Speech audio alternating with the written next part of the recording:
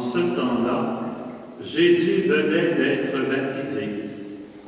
Aussitôt l'Esprit le pousse au désert, et dans le désert il resta 40 jours, tenté par Satan. Il vivait parmi les bêtes sauvages, et les anges le servaient. Après l'arrestation de Jean, Jésus partit pour la Galilée, proclamer l'évangile de Dieu. Il disait: « Les temps sont accomplis, le règne de Dieu est tout proche. Convertissez-vous et croyez à l'évangile. » Acclamons la parole de Dieu.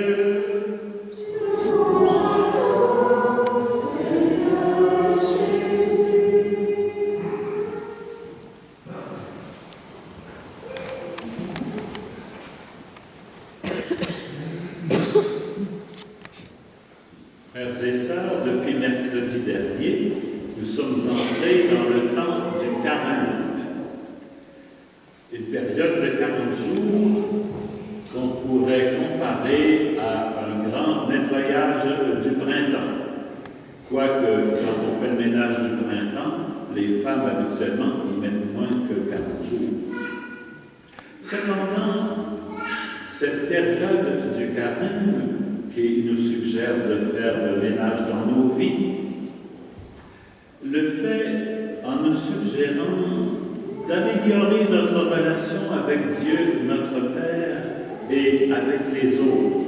Habituellement, ce sont les lieux de conflit les plus évidents. Parce que trop souvent, nous pensons que Dieu nous considère comme des personnes bien ordinaires, sans valeur. On peut se demander même s'il pense à nous, s'il sait que nous existons.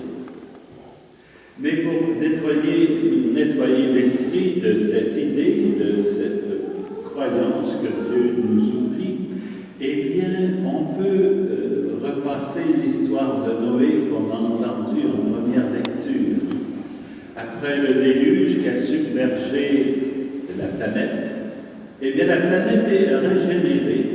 Et le Seigneur invite Noé et sa famille à sortir de l'arche pour collaborer à une création nouvelle.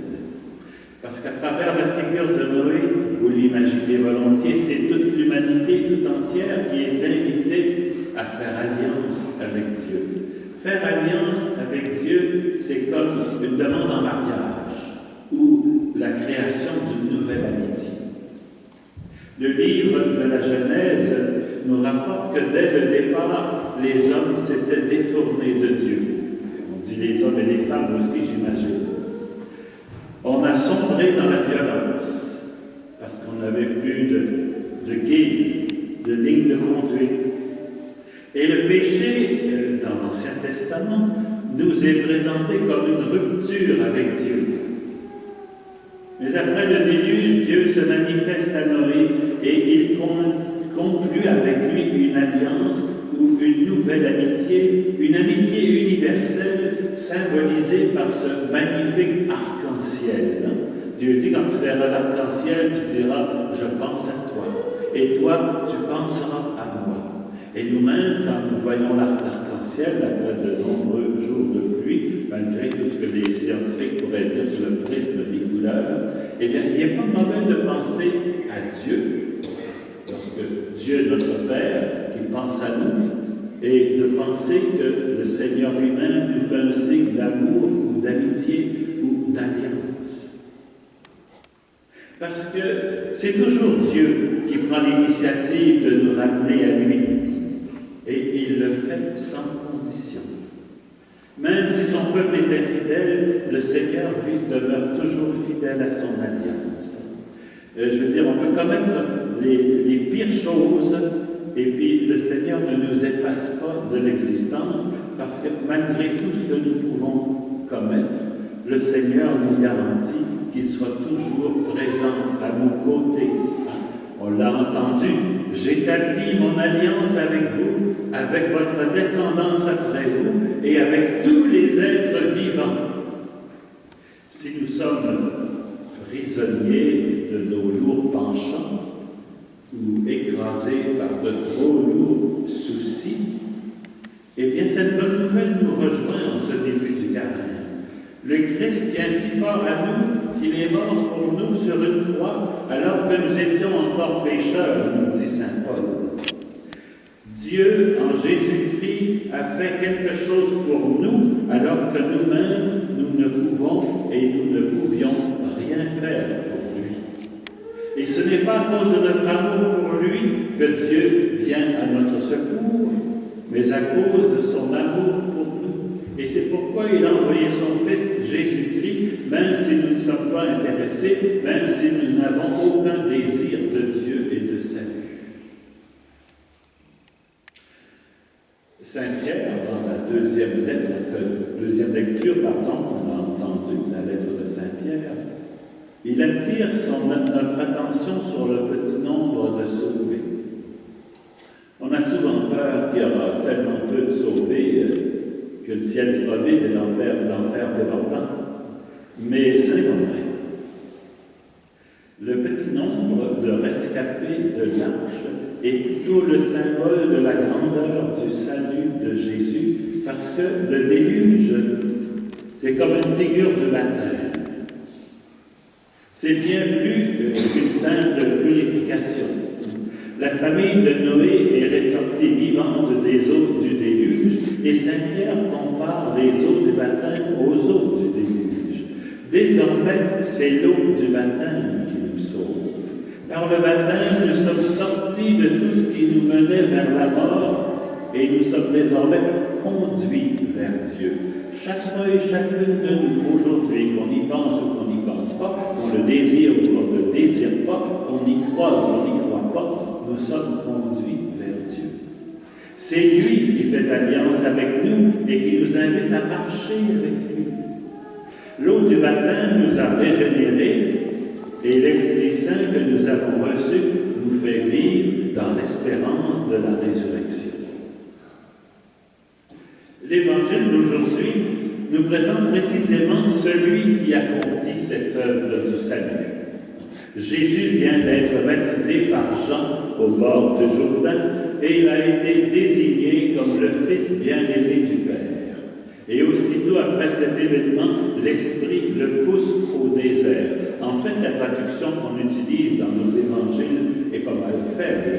La vraie traduction, ça serait « l'Esprit le chasse au désert ». Et les 40 jours au désert sont le temps de la lutte contre la tentation de nous détourner de Dieu. Jésus, lui, est resté fidèle à son Père durant l'épreuve et il peut commencer sa mission et appeler à la conversion. Le temps du combat définitif contre le mal est inauguré. Et pourtant, quelque chose d'infiniment paisible est venu, semble clore cette épreuve, puisque les animaux sauvages côtoient les anges qui servent le Seigneur. Ça veut dire que nous pouvons même être transformés de petits loups en belles brebis. On doit aussi souligner quelque chose dans l'Évangile d'aujourd'hui parce que Saint Marc dit « aussitôt l'Esprit le pousse au désert » et ça revient souvent dans l'Évangile de Marc. « Aussitôt », ça veut dire rapidement, tout de suite. Et c'est un message important pour notre carême parce qu'on pourrait dire « Paul carême, je commence demain » ou la semaine prochaine, ou je pense que je vais attendre la semaine sainte. Mais c'est tout de suite que nous sommes invités aujourd'hui. C'est maintenant que le Seigneur attend notre réponse à son appel. Quand nous lisons l'Évangile, on peut penser aux Hébreux qui, au temps de Moïse, ont été jetés au désert par le Pharaon. Ils y ont vécu un exode qui a duré 40 ans. Et avec l'Évangile de ce dimanche, nous voyons Jésus qui commence un nouvel exode. Les Hébreux allaient vers la terre promise, mais Jésus nous entraîne avec lui vers le royaume et il nous invite à le suivre. Et tout au long de ce carême, nous sommes invités à faire de nos vies, dans nos vies, une espèce de conversion, de demi-tour ou de réorientation. Réorienter notre vie vers lui. On peut peut se poser la question, par exemple, qui nous donne un peu la dimension de notre vie, combien de secondes par jour je pense à Dieu? La réponse, des fois, peut-être que j'y pense même pas. Mais comme vous êtes des bons chrétiens, je pense bien que vous y pensez toute la journée. Mais il y en demeure pas moins que le carême nous invite à réorienter notre vie vers Dieu. Parce qu'on est dans un monde marqué par le vacarme des moteurs, les hurlements de la radio, de la télévision, de la publicité. Et le tapage est constant. Est-ce que nous pensons à réserver quelques minutes par jour, quelques minutes, quelques secondes de silence pour retrouver Dieu? Parce qu'il est le chemin, la vérité et la vie, et c'est par lui et avec lui que nous allons au Père. Au désert, 40 ans, le peuple hébreu a trouvé son nom. Il s'est révolté contre Dieu plusieurs fois. Et Jésus aussi, au désert, a connu les tentations et les épreuves qui sont celles de tous les humains.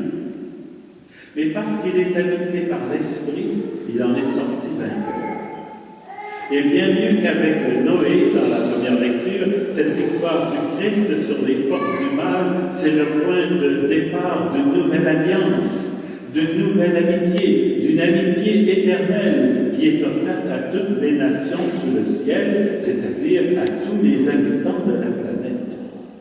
C'est la bonne nouvelle que Jésus proclame à toute la Galilée. Les temps sont accomplis, le règne de Dieu est proche. Convertissez-vous et croyez à la bonne nouvelle. Convertissez-vous et croyez à la bonne nouvelle, c'est pas simplement le murmure que le prêtre nous fait en déposant quelques petits morceaux de cendre ou quelques pièces de cendre sur notre tête au jour du carême. Ça peut être aussi, souviens-toi que tu vas mourir, et entre-temps, tu es mieux de t'améliorer.